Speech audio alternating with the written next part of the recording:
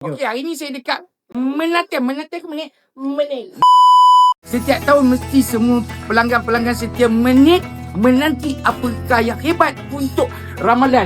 So kita tahun ni adalah kita akan serve iftar mubarak platter. Okay. So kalau boleh tengok dekat sini, kalau order kita punya ni, menu kita set ni untuk RM84.90 per pax, akan entitled untuk 40. semua 80. Oh, abang dengar 48 tadi.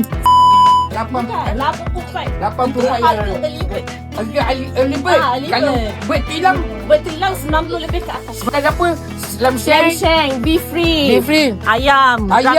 Nasi tomato. Yes, Lepas tu ni side. jadi orang ingat mesti dapat makan ni cuma itu tak. Lagi sekali kita kata jom makan dekat menit.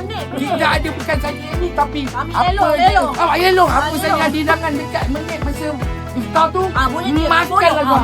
Makan.